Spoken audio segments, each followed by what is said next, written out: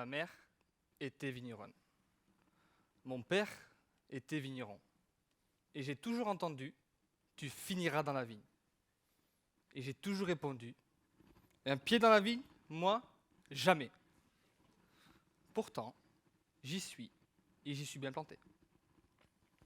Depuis que je suis tout petit, je suis attiré par le métier de gendarme, pour son côté militaire, engagé, servir mon pays, défendre des valeurs comme le courage, l'adaptabilité, le sens du collectif. Aujourd'hui, je ne suis pas gendarme. Je suis vigneron. Je ne regrette pas, c'est un très beau métier. Ce métier me fait vivre les mêmes valeurs, le courage, l'adaptabilité, le sens du collectif. C'est en faisant ce métier que je m'y sens en vie, en connexion avec la vie. D'ailleurs, c'est important pour moi de sentir la vie autour de moi. Au château Gruaud-Larose, je suis un petit peu la vie, en toute modestie bien sûr. On me surnomme la Gazette. La Gazette parce que je m'intéresse à tout. Tout le monde me parle, puis j'ai les oreilles qui traînent. D'ailleurs, mon chef me taille les oreilles des fois. Je rigole tout le temps. J'ai une joie de vivre. La joie de vivre à la vigne, c'est possible. Le travail à la vigne, ce n'est pas un métier triste. Car lorsque l'on travaille en équipe, ça chambre. Ça s'envoie des balles perdues entre celui qui a 15 ans et celui qui a 50 ans. Alors le surnom de la Gazette, je l'aime bien. C'est être au cœur, c'est être au centre.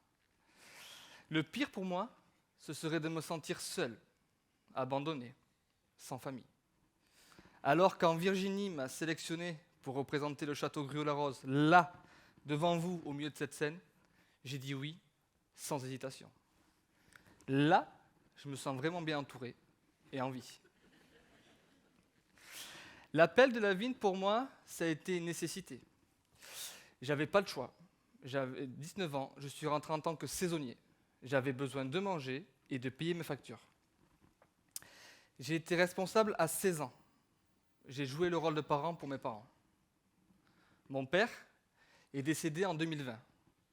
Il était diabétique, amputé d'une jambe qui gangrénait et un cancer du poumon. Ma mère a toujours été malade. Elle a eu une leucémie, une méningite et un cancer de l'utérus. Elle est décédée à 47 ans d'une rupture d'anévrisme. Mes parents ne font pas les choses à moitié. Ma plus grosse douleur, ça a été ma mère. Elle est décédée dans mes bras.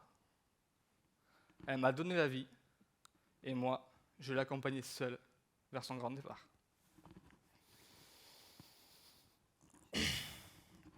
Ce que j'aime à la vigne, c'est cette polyvalence, cette occupation multiple. Je fais plein de métiers. À l'année, je suis vigneron. Pour les vendanges, je suis ouvrier de chai. Et quand il y a besoin, je monte sur tracteur. Je suis tractoriste. Chaque jour, c'est comme un nouveau travail. Un jour, je taille. Alors, c'est pas la taille des rosiers de chez Mémé, hein. C'est plus technique. Tous les ans, nous avons une formation de taille. Et cela me rassure pour être sûr de ne pas faire d'erreur. Un jour, je plie. Alors, c'est pas le linge. On prend les deux astes, les deux bras du pied de vigne qu'on a décidé de garder, et on les met le long du fil de fer, un peu comme quand on étend les draps de chez Mémé. Un jour, j'épampre. Alors, comme pour les tomates, toujours chez Mémé, on enlève les gourmands, les bourgeons qu'on ne veut pas. Mais je ne vais pas tout vous détailler. Mais j'accane, je relève, je coupe les américains à la racine, je dédouble, je tire les cavaillons. J'ai parfois l'impression de faire partie d'un commando de gendarmerie. Comme à l'armée, les anciens me donnent des conseils pour évoluer dans ma technicité et me faire moins mal. Il y a un esprit de corps et de transmission porté par tous. J'aime cet esprit de transmission, j'en connais la valeur. Un jour, mon chef de culture, Jules, m'a proposé de faire les vignerons du vivant. Je me suis dit, tiens, c'est joli comme nom. C'est une formation organisée par la MFR. Un jour, Jules m'a donné une lettre de recommandation. Un jour, Jules m'a dit « Romain, vas-y, postule, t'en es capable ». Il m'a parlé comme un père parle à son fils. Et moi, comme un bon fils, j'ai écouté. Car arrêter de se former, ça facilite pas ta vie, tu restes sur la touche. Jules m'a donné une lettre de recommandation. Et j'ai été sélectionné pour cette formation de 11 mois. 2 mois payés par Pôle emploi, 9 mois payés par le château Griot-la-Rose en contrat professionnel. Le rêve. C'était juste parfait ce rythme. 1 semaine d'école et 3 semaines dans les vignes au château. Le truc que j'ai adoré, c'est que quand on était à l'école, on n'était pas à l'école. On était dans les châteaux. On passait par tous les châteaux, sauf celui de la Starac.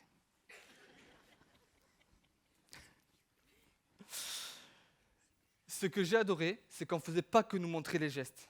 On nous expliquait pourquoi. Il y a même un mec du Muséum de Paris qui est venu nous donner des cours à nous, les vignerons. Ce jour-là, je me suis senti important et con. Important, car il donnait des cours en Chine. Con, car nous étions tous en short et que le gars, il était en costard. Une forme de respect qu'il avait envers nous que nous n'avons pas su lui rendre. Du coup, j'en ai tiré la leçon. Ce soir, je me suis mis bien, sans casquette. Les vignerons du vivant, j'ai adoré. Je suis sorti diplômé et avec un CDI au château Griot-la-Rose, in the pocket. J'étais fier de moi et je pense que Jules l'était aussi. J'ai un métier que j'aime. J'ai 26 ans. Je suis en CDI. J'ai ma voiture. Je paye mon loyer. Je me mets en sécurité et je m'assume. Moi, j'assume ce qui m'arrive. Assumer, c'est un mental. Assumer, c'est apprendre à la vigne.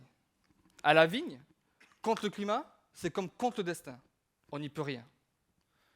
Ce qu'on est devenu, ce qu'on va devenir, faut assumer. Assumer, c'est un mental. Je préfère m'assumer plutôt que d'être assisté ou d'aller vendre de la drogue. Je préfère l'argent propre, l'argent qui sent bon, celui qui sent ma sueur, mon labeur. Ma mère était vigneronne, mon père était vigneron. Et j'ai toujours entendu « tu finiras dans la vigne ». Alors je ne sais pas si j'y finirai à la vigne, mais pour l'instant j'y suis et j'y reste. Peut-être par amour, certainement en loyauté envers mes parents, je m'applique à faire leurs gestes, cette façon à moi de m'enraciner. La vigne m'a sauvé. On peut tous être frappés par la fatalité, évidemment, mais quand on a la connexion à la terre, quand on a la foi dans son travail, ça donne envie de vivre. Travailler la terre, y faire attention, ça génère du bonheur et ça nourrit les autres. Ce qu'on est devenu, ce qu'on va... Ouais, pardon. Ce qui reste à la fin, c'est l'honneur d'être vigneron et d'avoir réussi la transmission de mes parents malgré leur absence.